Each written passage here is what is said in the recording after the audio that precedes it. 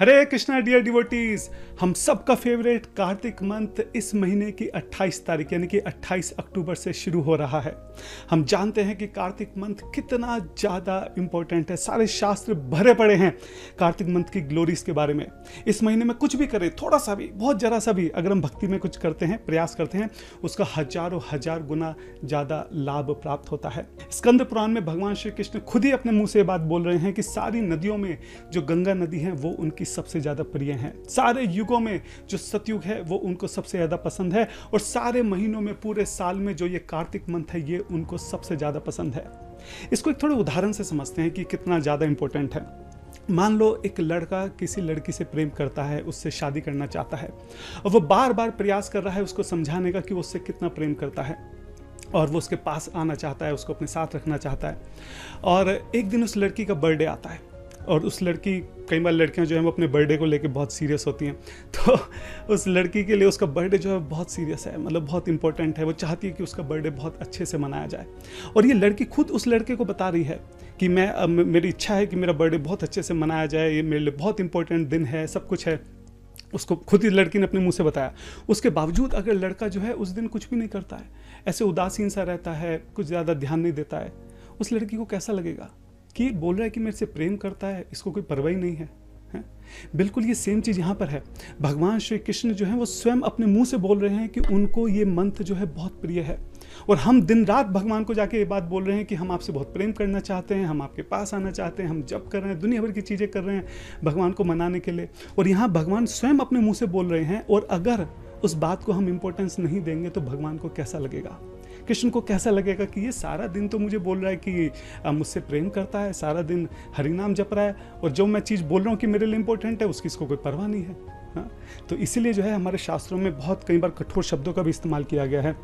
बोला है कि जो इस कार्तिक मंथ को सीरियसली नहीं लेते हैं, हाँ, इस कार्तिक मंथ में कुछ भी जप है, भगवान की सेवा है, तुलसी सेवा, जो भी चीज़ हम कर सकते हैं, डिवोशनल सर्विस, अगर हम वो नहीं कर रहे हैं तो वो प्राणियों में अधम है, प्राणियों में अधम है। इतनी बड़ी बात जो है बोल दी गई है। तो कार्तिक मंथ जो है वो बहुत इंपॉर्टेंट है, भगवान को बहुत प्रिय है। भगवान को प्रिय तो हमको भी प्रिय होना चाहिए। अच्छा, भगवान को क्यों प्रिय है? क्योंकि राधा रानी का मंथ है। राधा रानी की माता जी का नाम था कीर्तिका। कीर्तिका की पुत्री यानी कि राधा रानी का नाम हुआ कार्तिका, और कार्तिका से इस महीने का नाम हुआ कार्तिक। तो राधा रानी का ये मंथ है, इसलिए भगवान श्री कृष्ण को बहुत ज़्यादा प्रिय है। अच्छा, करने को तो बहुत कुछ कर सकते हैं, लेकिन मैं आपको 7 ऐसी चीज़ें बताना चाहता हूं जो मैं खुद करने का प्रयास करूंगा, और जो करना बहुत आसान है और जिसका बहुत ही ज़्यादा बेनिफिट हमको इस महीने में मिलता है। तो चलिए शुरू करते हैं।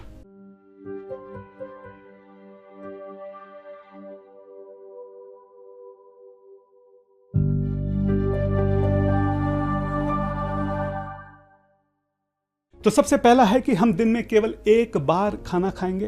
क्या खाना है? केवल उबली हुई सब्जी खानी है। कौन सी सब्जी? बिना बीज वाली। कोई मिर्च मसाला नहीं होना चाहिए, केवल नमक और हल्दी डाल के उबली हुई थोड़ी सी सब्जी दिन में एक बार खाएंगे।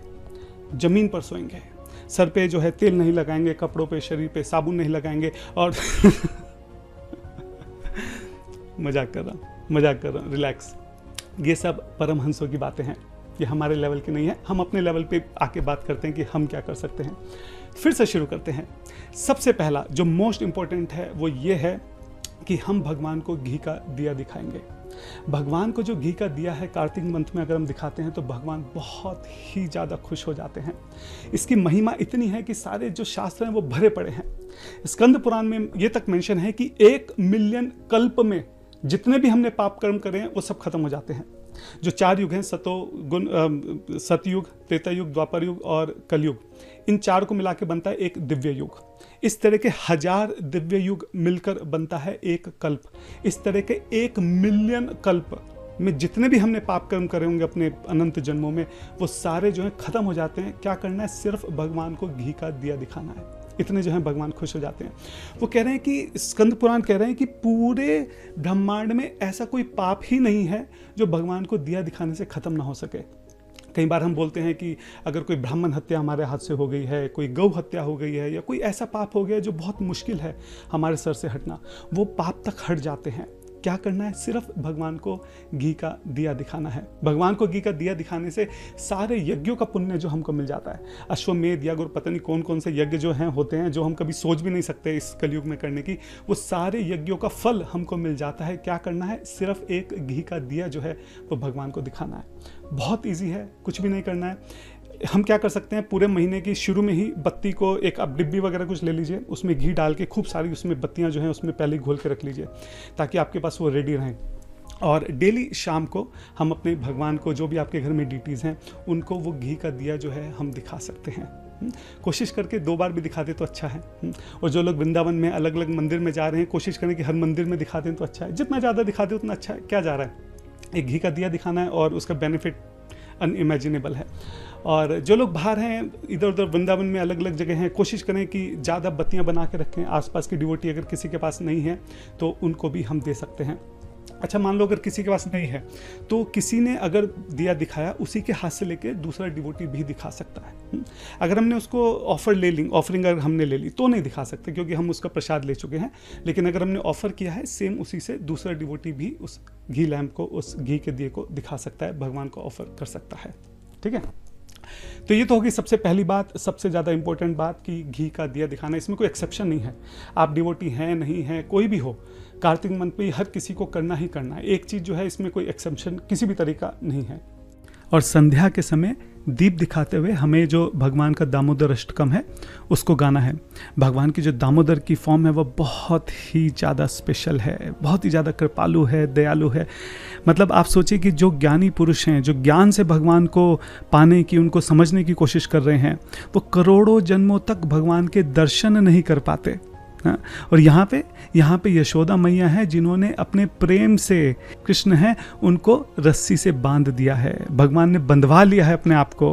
तो भगवान जो ज्ञान से नहीं पाए जा सकते, वो प्रेम से बांधे जा सकते हैं।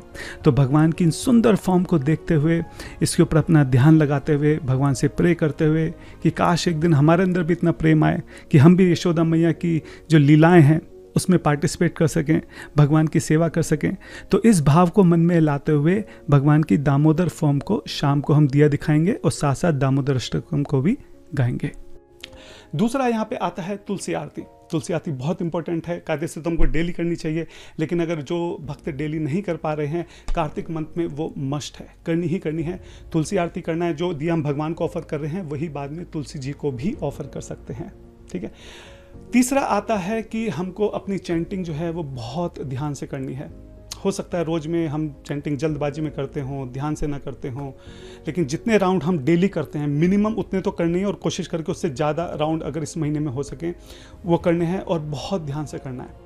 इस एक महीने में हमको सोच के चलना है कि मैं जितने अपने डेली के राउंड करता हूँ वो मैं एक जगह बैठ के बहुत अच्छे से, बहुत ध्यान से, पूरी ध्यान जो है भगवान में लगा के अपने वो जो राउंड्स हैं, अपने जो मंत्र हैं, उनको बहुत अच्छे से जो है उनका जप करूँगा।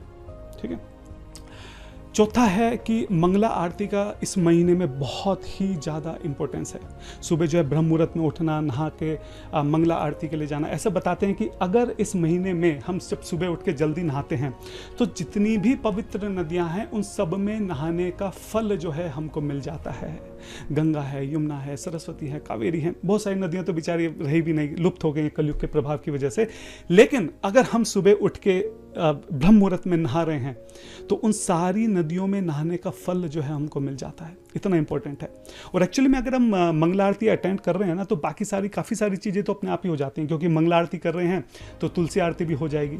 मंगला आरती के बाद हमको अच्छा खासा समय मिलता है, जप भी हमारा अच्छे से हो जाएगा, है, गुरु आरती भी हो जाएगी, सारी चीज़ें हो जाएंगी। तो एक मंगला आरती के ऊपर अगर हम फोकस करें तो काफ़ी सारी चीज़ें तो अपने आप ही होती चली जाती हैं। अच्छा, इस महीने में ब्रह्मचार्य का जो है पालन करना है पूरे तरीके से। अब जो हस्बैंड वाइफ हैं वो ध्यान रखें कि ब्रह्मचार्य का पालन करें, शुद्धता रखें, शरीर को क्लीन रखें। उसके बाद जो छठा है वो है कि भागवतम जो है वो बहुत इंपॉर्टेंट है। अगर हो सके तो हम डेली भागवतम क्लास जो है वो सुन सकते हैं। वृंदावन से जो भागवतम क्लास होती हैं वो भी लाइव होती हैं, अलग अलग मंदिरों से होती हैं, जिस मंदिर से भी आप कनेक्ट हैं वहाँ की भागवतम आप सुन सकते हैं। और वृंदावन मंदिर में ही क्या होता है, शाम को डेली गोपी गीत होता है, बहुत अच्छा लगता है। मैं भी जब भी वृंदावन में कार्तिक में होता हूँ, डेली हम लोग गोपी गीत अटेंड करते हैं, बहुत अच्छा लगता है। तो शाम को गोपी गीत जो है हम अटेंड कर सकते हैं, या अपने घर पर अगर हम हैं तो वो कर सकते हैं। और आखिरी जो कि बहुत ज़्यादा इम्पोर्टेंट है वो ये है कि अपने शरीर से, अपने मन से, अपने वचन से हमें किसी भी तरीके का वैष्णव अपराध नहीं करना है। किसी भी डिवोटी को या नॉन डिवोटी को किसी भी तरीके से हमें कोई भी दुख नहीं पहुंचाना है, तकलीफ नहीं पहुंचानी है। इसका विशेष ध्यान रखना है, क्योंकि इस महीने में जितना ज़्यादा हमको लाभ होता है उतना ही ज़्यादा नुकसान भी होता है। अगर 1000 गुना ज़्यादा लाभ मिल रहा है तो थोड़ी सी छोटी सी गलती से 1000 गुना ज़्यादा नुकसान भी हो जाता है।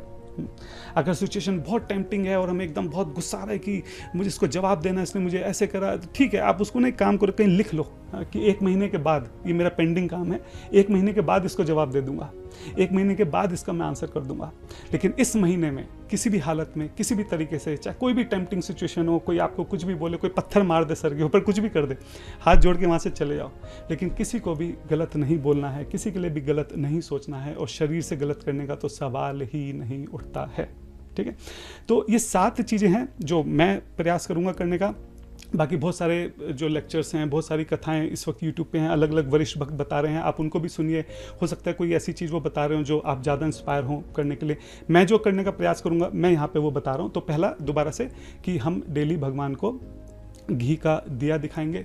दूसरा, तुलसी आरती। तीसरा, अपनी चैंटिंग बहुत अच्छे से करनी है। चौथा, मंगला आरती। 5वां, ब्रह्मचार्य। छठा, भागवतम या फिर शाम को गोपी गीत जैसे मैं बता रहा हूँ। और 7वां, कि किसी भी तरह का वैष्णव अपराध नहीं करना है। मैं तो कह रहा हूँ नॉन वैष्णव भी नहीं करना है, किसी भी तरह से किसी को भी दुख तकलीफ नहीं पहुँचानी है। जाते जाते एक बात और है कि इस महीने में धाम वास का भी बहुत ज़्यादा महत्व है, लेकिन वो सबके लिए संभव नहीं हो पाता है। तो हम क्या कर सकते हैं, हम मानसिक रूप से जो है धामवास कर सकते हैं। एक दिन जो है हम अपने कृष्ण बलराम मंदिर की परिक्रमा कर सकते हैं। तो माइंड में ना हम पूरा ऐसा सोच सकते हैं कि जैसे मैं मंदिर में एंटर किया, ठीक है, मैंने अपनी चप्पलें उतारी, फिर मैं लेफ्ट मुड़ा, मैं आगे जा रहा हूँ, राइट हैंड साइड में जो है सारी दुकानें हैं, आगे जाके मैंने राइट टर्न लिया, लेफ्ट हैंड साइड में मैं देख रहा हूँ श्रील प्रभुपाद जी की समाधि है, मैं अंदर गया, प्रणाम किया, दंडवत किया, परिक्रमा करी, हाँ, फिर वहाँ से बाहर आया, ठीक है, फिर मैं लेफ्ट मुड़ के थोड़ा सा आगे बढ़ा, हल्की हल्की कीर्तन की ध्वनि सुनाई दे रही है, ठीक है, मंदिर का जो लकड़ी का गेट है वो एक बंद है, एक खुला हुआ है, मैं वहाँ से अंदर एंटर कर रहा हूँ। एंटर करते ही जो है सामने जो है तमाल का ट्री है, हाँ, धीरे धीरे थोड़ा थोड़ा जो है डीटेल्स दिख रही हैं, सामने कीर्तन हो रहा है। इस तरीके से करके ना मानसिक रूप से हम मंदिर में जा सकते हैं, मंदिर की परिक्रमा कर सकते हैं, दर्शन कर सकते हैं। एक दिन राधा कुंड चले गए, राधा कुंड जाके मानसिक रूप से वहाँ की परिक्रमा कर रहे हैं। एक दिन गोवर्धन की परिक्रमा कराए, एक दिन जो है बरसाना की परिक्रमा कराए, एक दिन जो है वृंदावन की परिक्रमा कराए। इस तरीके से कलयुग में जो हम मानसिक रूप से भगवान का चिंतन करते हैं, मनन करते हैं, धामवास करते हैं, उसका भी हमको बहुत ज़्यादा लाभ मिलता है। तो प्रयास कीजिए, अगर हो सके तो धाम में जाइए, बहुत अच्छा है। नहीं जा सकते तो मानसिक रूप से भी कीजिए। अगर राधा रानी की कृपा रही तो हम लोग भी प्रयास कर रहे हैं कि इस 1 महीने में भारत भूमि जाके वहाँ धामवास किया जाए, ताकि ऑफिस वगैरह इन सब से जो छुट्टी लेके मन जो है पूरी तरीके से जो है भगवान में लगाया जाए। अगर मैं ऐसा कर पाया तो मैं आप सब लोगों के लिए बहुत प्रार्थना करूंगा। आप लोग भी मेरे लिए प्रार्थना कीजिए, और मैं आशा करता हूं कि ये जो कार्तिक मंथ है आपका बहुत अच्छा जाएगा और आध्यात्मिक रूप से आप लोग बहुत ज़्यादा प्रगति करेंगे। हरे कृष्णा।